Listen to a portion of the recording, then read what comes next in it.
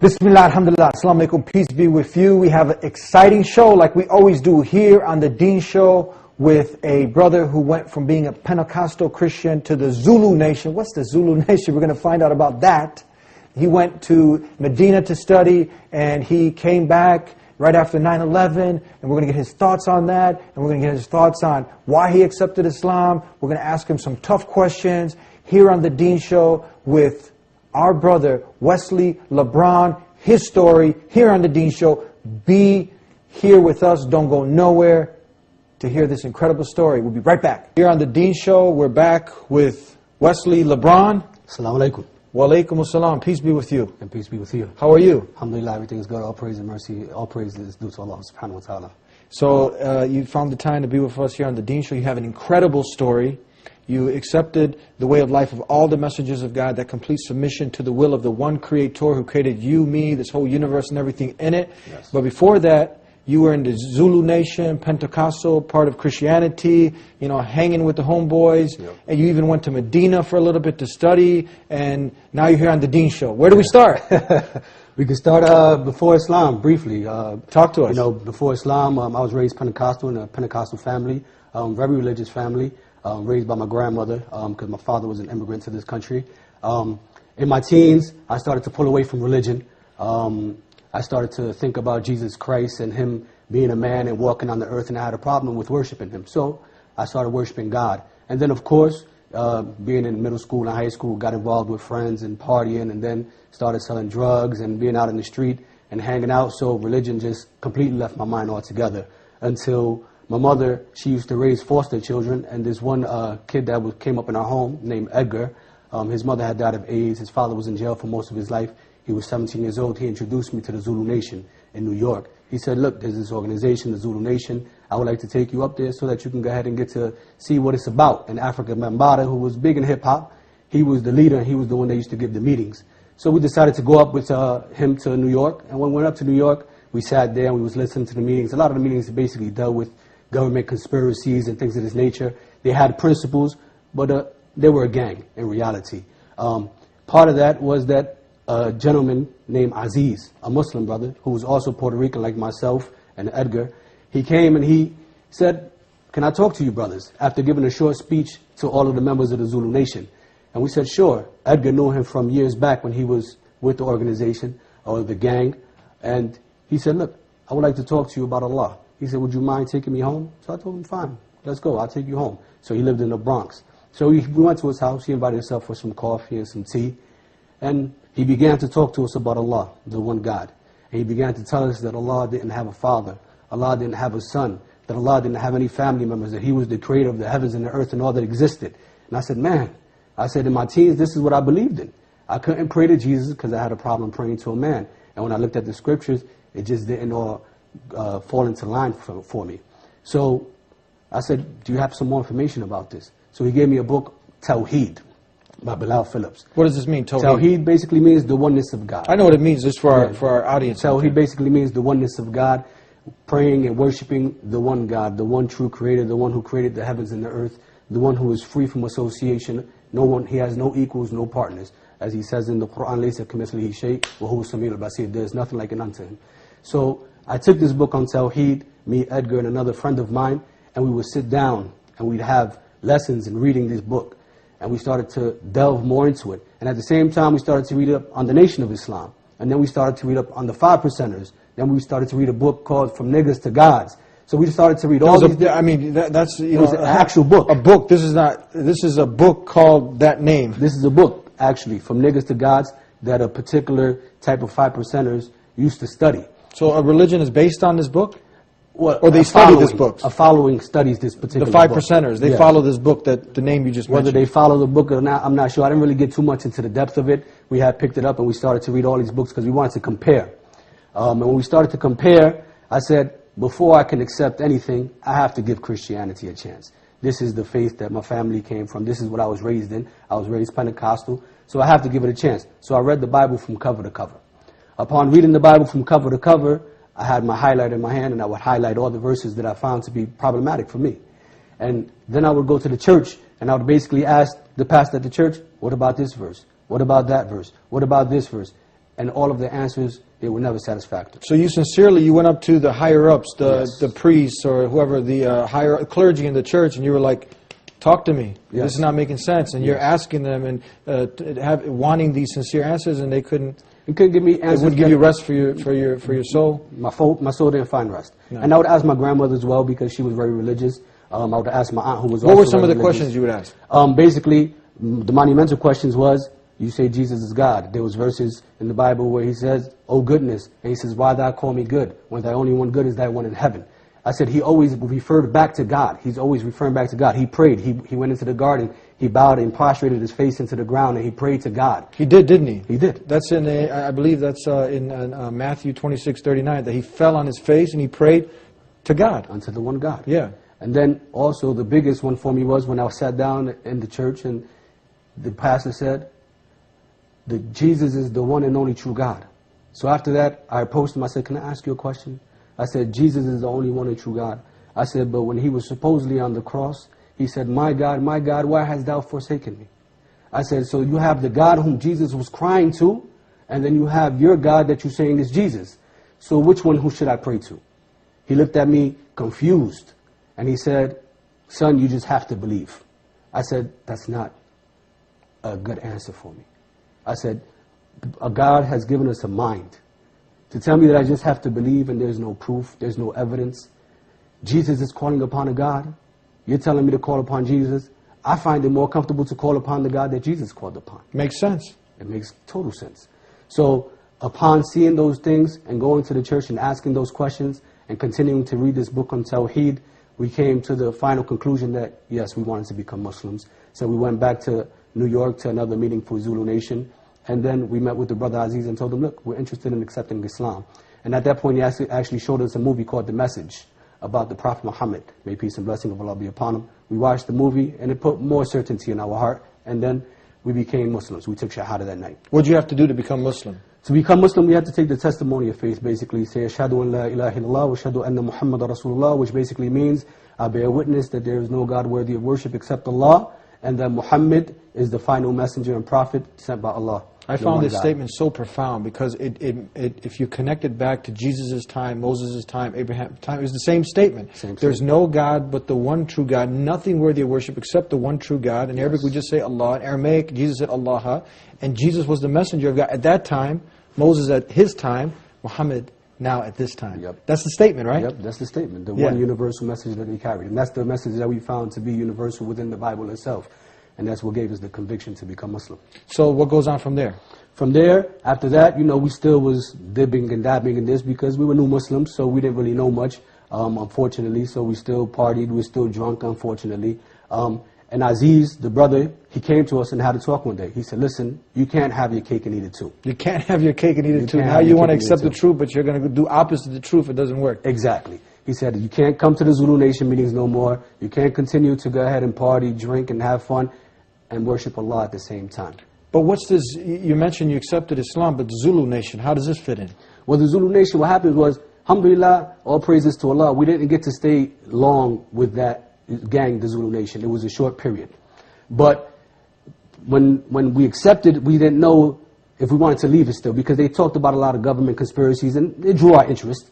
But then when Aziz said, listen, you can't have both. You're either going to be religious, or you're going to deal with this junk over here. Because at the end of the day, it was a gang, and the underlying principles were no good. So we said to ourselves, okay, we're going to choose Allah subhanahu wa ta'ala. We're going to choose to be religious. And he told us, don't come back to New York anymore. He said, find a mosque in your area, because we're from New Jersey originally. He said, find a mosque in your area. When you go there, call me, let me know what they're teaching, and then I'll tell you if what they're teaching is correct, and then stay there at that place. Don't come up here no more and change. So we did that. We went to Patterson, New Jersey. We found a mosque. We stood out in the parking lot. And we were kind of nervous at first. We was like, man, this is something new. We left. We didn't go in. We came back the second time. We said, okay, let's go in. So we went in the mosque. It was actually a Palestinian masjid. When we walked in, everybody speaking Arabic, no English. Everybody's talking words. Assalamu alaikum, may peace be upon you. Jazakallah khair, may Allah reward you. All these words, and we're sitting there, astonished, because we didn't know what these words meant. We're gonna get into some of the definition of these common used words that you've heard, and we got so much more to talk about here on the Dean Show with our brother, your brother, Abdul Sumaya, here on the Dean Show. We'll be right back. Back here on the Dean Show with Abu Sumaya, formerly Wesley LeBron. Yes, correct. What, like Wesley Snipes? Like Wesley Snipes and like LeBron James. Yeah. So why did you change your name? Well, when we first accepted Islam, you know, it was a big thing. I walked in and met Muslims, and everybody has these different names, and we started to find out what they mean. So a good friend of mine who accepted Islam with me, Tony, he said we started looking at the attributes of Allah. So one of the attributes was Abdur Razak, which meant the provider, of the servant of the provider, meaning Allah. So he said, you have kids. You're always providing for your kids. You're always taking care of people. You're always helping people out. Why don't you take this on as an attribute for yourself? And that way it's a constant reminder for you of what you should be doing. So I said, wow, that's great. I said, yeah, definitely. So I took on the name of Abdul Razak at that point. And then they called me Abu Sumaya, which basically means the father of Sumaya. So my youngest daughter, her name is Sumaya. Your daughter's Sumaya, Abu Sumaya, so our viewers who are not Muslim, they can have a better understanding. Exactly. So there's meaning behind these names. Definitely. Yeah. There's definitely meaning. Okay, so tell us now, continue on. Let's just go back real quick, the Zulu nation. But so they had they took some of the teachings of Islam, but technically, do they have anything to do, what do they have? This is not a sect, I mean, is this a sect of Islam? What are they? No, what happened was African Mambata, he came into Islam, but he thought Islam was nationalism. But when he found out that it wasn't nationalism, then he made his own form of concoction. I don't even know what you want to call it, because when he used to go to the meetings, basically, he would allow different people from different faiths to stand up and pray. And after all those prayers went on, and then he would get to the meeting at hand, would be to talk about the government conspiracies. And he was a big follower of Dr. York, which I'm not sure if you're familiar with Dr. York. Dr. York was basically someone who started Ansarullah. That's how he started in New York. And they started out as Muslims, and then they changed to be Jews, and then they changed to be cowboys, I think it was, and then then they changed to be Egyptians, and he actually built like pyramids in, I think it's Alabama, I think it is, or somewhere out there, it's down south, and he had his own teachings. He said that he was a prophet, he said he was the Mahdi. Basically, he was saying that he was the one whom you had to follow, basically. So this is basically like Zulu Nation, and all these other people who are trying to be under the umbrella of Islam. They have nothing. This is nothing to do. They have nothing to do with Islam. Nothing to do Islam with Islam. Is Islam. Islam is Islam. Okay. So continue on with your story. You know, you go from Pentecostal Christian. It's not making sense to worship a man. You want to worship the one who created Jesus, the one who Jesus prayed to. So then you get hooked up with the Zulu Nation. They end up sending you to a mosque in your area, New York. What happens from there? So basically from there I went into the mosque, you know, and like I said, I walked in and these people were using all these different terms in Arabic. The imam, the leader of the masjid, he was talking in Arabic because all of his constituents were basically Arabs. So I said, man, I made a mistake. I said, I came into this faith. I said, I don't speak Arabic. I don't understand what they're saying. You're like, I'm Puerto Rican. I don't want to be Arab. Exactly, exactly. And it just so happened that when we came out of the mosque that day and walked into the hallway, we seen two guys in the hallway. They had sweat hoods on. They looked like they were from the hood. So I said, hold on. I said, let me go talk to them. You know, it looks like I could go ahead and get along with these guys. They come from where I come from. So when I went up to them, they were actually from Guatemala, two brothers from Guatemala who accepted Islam maybe a few years before we did. So they told us, look, there's an American mosque about a mile from here. You may feel more comfortable if you go there. So I said, okay. He gave us the address, and we decided to go there. But before we went there, we actually took some time. Because, like I said, we were still involved in the street, and this was a little much for me. Walking the step was a little much. So one day, we picked up a friend from the projects, and I see two men walking, African-American men, and they had thobes on. What's the Arab cultural wear, the white long garment that looks like a dress. So I looked at him, and I said, what's this? So my friend who accepted Islam with me, Tony, he said, those are Muslims. I said, I know I accepted the wrong faith now. I said, I can't walk around here wearing dresses. They crazy. What's wrong with them? Yeah. I said, oh, man, this is crazy. So we decided, said, look, let's go to the American Mosque in Patterson, the other one, and see what's going on. And lo and behold, when I walk in, the same man that I saw at the projects with the thobe and the white dress on, he was the imam there. And it just so happened that we sat down and we began to talk to him, and that became a long, beautiful friendship that I had with that particular imam. So one day, it just so happened, I was at home, drinking, smoking with friends, and we're sitting out on my porch. While we're sitting out on my porch, I'm looking into the sky. I'm just looking at the moon. I'm looking at the stars. It's about 3 o'clock in the morning. And the story of Ibrahim, I had read it in the Quran just recently about him talking to his people, talking about the sun must be my Lord. Look at how strong it is. And when the night covered the day, he said, that can't be my Lord, because verily is weak. So I started contemplating on this story, and I said, if I don't change, Allah is going to destroy me. At that moment, I told my friends, get up, get out of my house. They said, what are you talking about? You drink, you get high, now you don't know how to act? I said, no, this is the first time in my life that I know exactly what I'm doing. I said, get up and leave. At that point, I knew that I had to cut off all of my friends. This was in the middle of the party now. This was in the middle of a gathering. Yeah. And I said, you got to go. Uh-huh. I said, were they Muslim? They weren't Muslims. Okay. I was hanging around with a bunch of non-Muslims. And I said, you got to go. But they weren't good influences for you now. They weren't good still influences. they're supporting the drinking, the smoking, and calling me to it. Yeah. Calling me to it. And that's why I said I have to cut them off. And you really want to become a better human being. And I wanted to be a better person.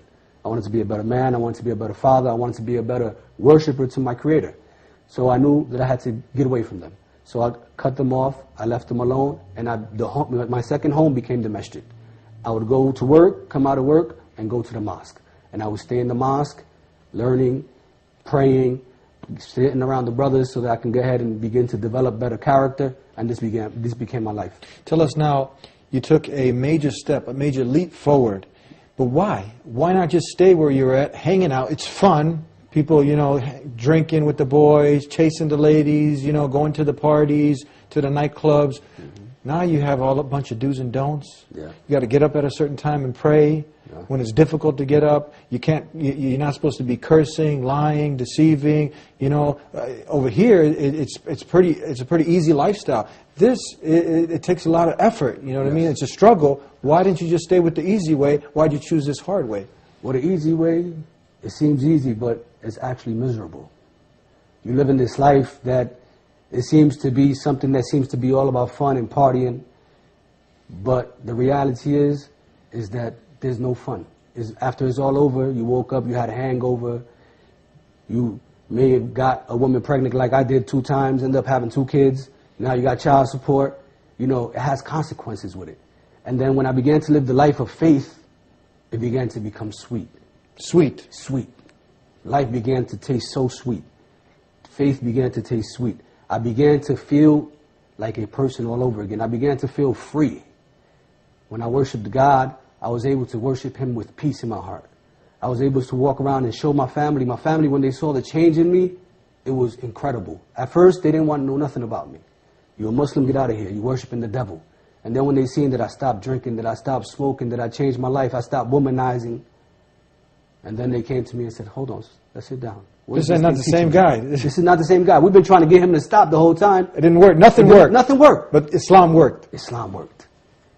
Why? So much so that my father, one time, he was at a hot dog truck and the man was praying. And when the man finished praying, he said to my father, I'm sorry, I'm Muslim. My father said, no, my son is Muslim, I understand. He said, where are you from? He said, Puerto Rico. He said, and your son's Muslim? He said, what do you think about Islam? He said, I can sleep at night now. Your father you caused so much havoc. Yes. Your father and mother couldn't sleep, but now you accepted Islam, the worship of the one Creator, and now your character got better, your life got better, and now your parents could finally get some rest. Yes, my family could finally get some rest, and they were at peace. Were they worried now also because, all the false hype that's out there that now you're going to, go and hurt innocent people, terrorize people? What about that? Well, what's amazing was that when the hype kicked in, I was actually in Medina studying. So you actually went down to the Islamic University of Medina. This is how motivated you are. You went to the university, yes, the prestigious university, to learn the religion. What happened? I went to the prestigious University of Medina, learned the religion, and I always say that Allah did not send me there to learn. He didn't send me there so that I could become a scholar. He sent me there to change my life. When I went there, I saw what worship was all about. It became clear to me that God is to be surrounded, that our life is to be surrounded around God and not God around our lives. So I was there for about 6 months. 9/11 happened, and my family was here in the States. So I felt that I had to come back because me and my wife were the only Muslims in our family, and I felt that she needed the support being a new Muslim, that I needed to give her, and we needed to support each other in this particular time. And at the same time, I needed to be here to also talk to my family and prove to my family that, listen, this is not what Islam and what Muslims are all about.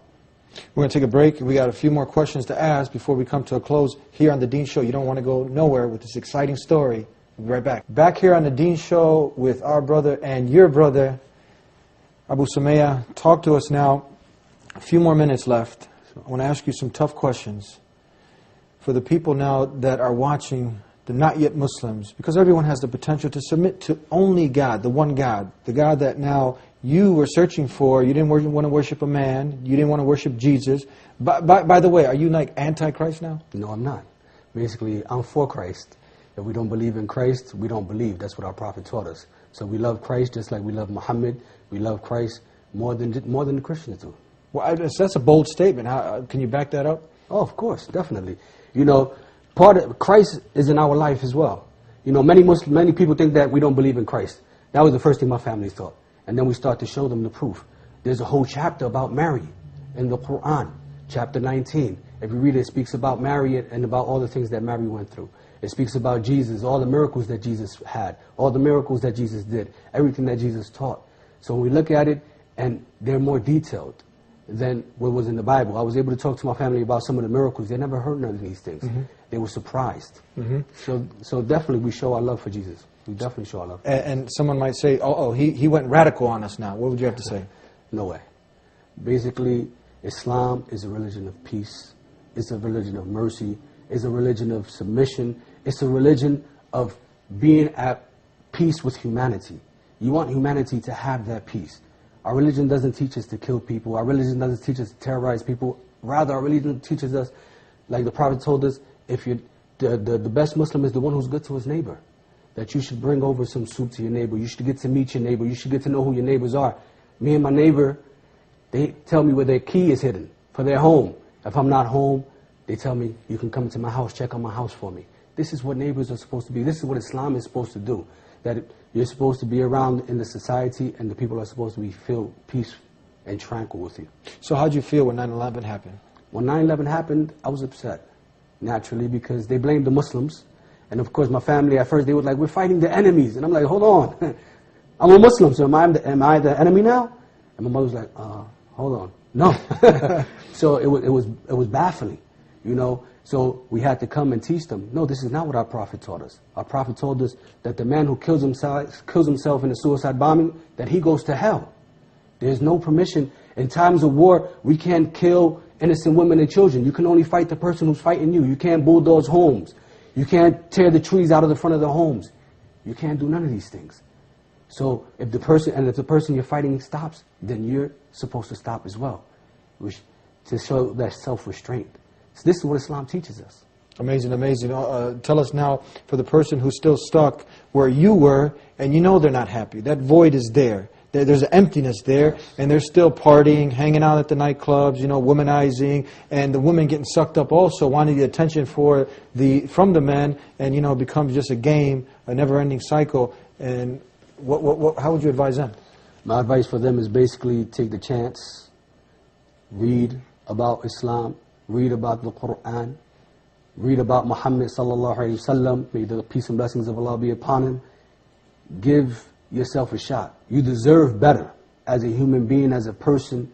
You deserve more in your life than partying, drinking, being with men, being with women.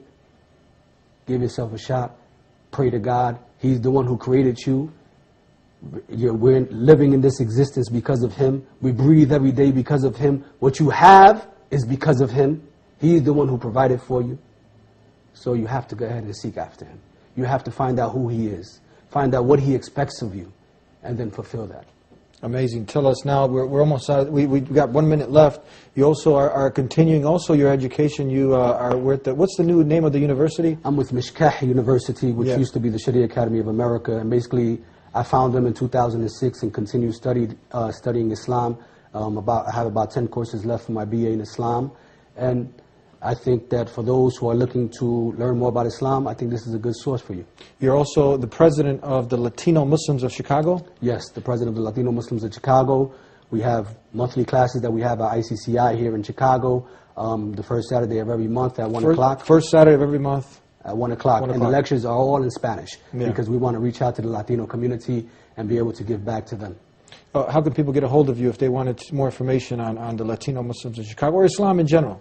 Latino Muslims Chicago at gmail.com. Okay, but they don't have to be Latino. Maybe they want to talk. They can relate to you. They, been through, some of the things that you've been through. And you know what? It's late at night, early in the morning. They're like, man, I need to change my life. I can identify with this guy. I need to talk with him. So they can reach you there? You can reach me there. You can hit me up on Facebook, Abu Sumayya LeBron at Facebook. And you can send me I'll friend you, and we can sit and talk. If people invited you to come out to their town, to their city, also to do, a talk about, extended talk about your story, you'd be willing to come? Oh, definitely. More than willing. All right. May Allah, the creator of the heavens and earth, reward you immensely for sharing your story with us. And may He bless you, Akhi, for all the good work that you do, Akhi. Ameen. Thank you. Ameen. Assalamu alaikum. Wa alaikum assalam wa barakatuh. And that was another exciting episode. I'm sorry we had to come to an end. I know you'd want us to continue more. It was very exciting, and I hope that you got to benefit. And if you're tuning in for the first time, know that we're here every week. We're here helping you develop a clear, lucid understanding about the way of life that was sent for all of mankind to live by. Peace acquired by submitting your will to the one who created you. That's Islam. That's the message that was sent throughout time. Really understand that we're not self-sufficient, that there is a purpose in life, and we need to live our purpose. That void that's inside all of us cannot be filled with drinking and partying and just going out there and living according to your whims and desires. That will never make you happy. But when you truly surrender yourself to the one who created you, you have a relationship with the one who created you. His way, not your way. That's how you can truly be successful, when you live your purpose according to God's will, not your desires. And it starts with asking, and when you ask, you shall receive. So ask the Creator to guide you, and He'll facilitate a way. He'll facilitate a way, God willing. Continue to tune in here to the Deen Show. We're here to help you. You can call us at 1-800-662-ISLAM to learn more, and we'll see you.